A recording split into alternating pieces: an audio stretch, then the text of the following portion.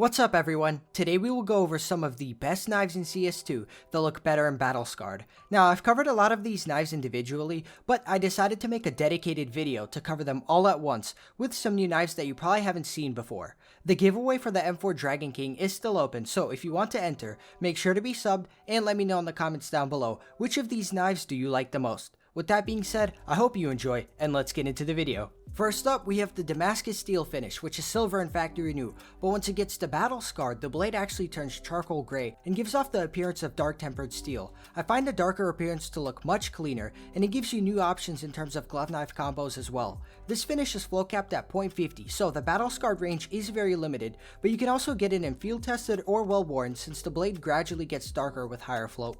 This applies to every knife with this finish, and I recommend using a larger blade like the M9 or Huntsman since the Damascus steel pattern will be much more visible there. Small knives obviously work too, with the standout being butterflies since the handle also turns dark to match the blade. The best part is that battle scarred is also much cheaper than factory new, so it's a win-win all around. The next finish on the list is blue steel, which goes from dark blue in factory new to deep purple in battle scarred. This finish works the same as Damascus steel. The higher the float, the darker the color gets. So when you get to 0.90 and above, you get a very clean blade that heavily resembles black pearls in terms of color. The float cap goes from 0 to 1, so you can basically pick out the exact shade of blue that you want. But the best part is how lighting works with these knives. If the knife is above 0.80 float, stepping into darker lighting will turn your knife into a pitch black outline, as you can see here with the classic knife. It's a pretty dope effect that I haven't seen on any other finish, and it does work with every single blade in the game. If you want some glove knife combos, try out Polygon's, Coolman's, and Pandora's Box.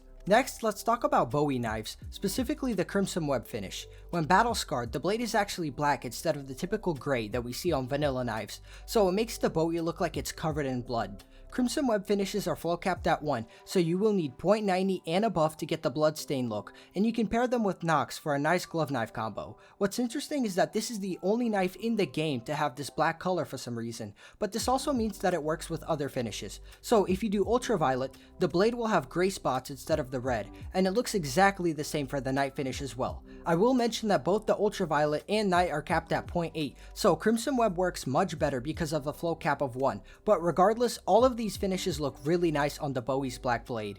By default, rust coat knives need to be mentioned here because they look way better in high floats. Well worn is the best wear that you could get, and it looks pretty bad with the washed out gray and brown colors, but with high floats, the knife actually looks pretty decent, turning a lot more orange than the regular brown.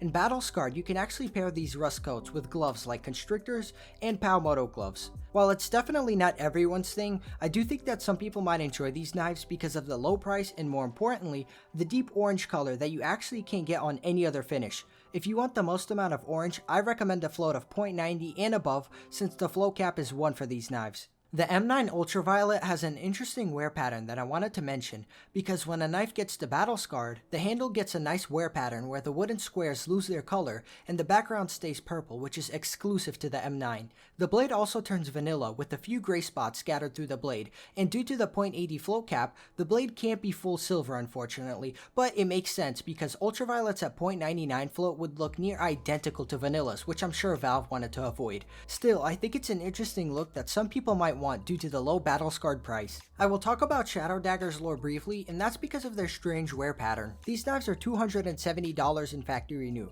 and here's the battle scarred version for $100. They look just about identical, and this pair costs nearly a third of the factory new one. Typically the lore finish wears really bad, so even minimal wear looks scuffed on something like a Karambit, but with the Shadow Daggers, the wear pattern is completely different and you only get a few tiny scratches at much higher wear. So this was included purely on price to performance, and the very strange wear pattern that only applies to Shadow Daggers. Lastly, let's talk about the stain finish, which gets a granite texture when it gets to battle scarred. Now this is obviously subjective, but I've never seen this knife in game, so it honestly has a pretty unique look compared to everything else. It works best on skeleton knives because it doesn't have a handle, and keep in mind that this finish has a flow cap of 0 to 1, so you would need a very high float to get this exact look. It also looks nice on other knives like this classic, and if you mess around with the patterns, you can actually find a few that have a gradient that goes from purple to silver. I recommend pairing these knives with unhinged broken fang gloves for a solid glove knife combo. So here's some of the best knives in CS2 that look better and battle scarred. If I missed anything, make sure to let me know in the comments down below. In the next video, I will be covering the craziest case harden patterns that exist in CS2, so definitely stay tuned for that. I hope you enjoyed this video, and see you in the next one. Peace out everyone.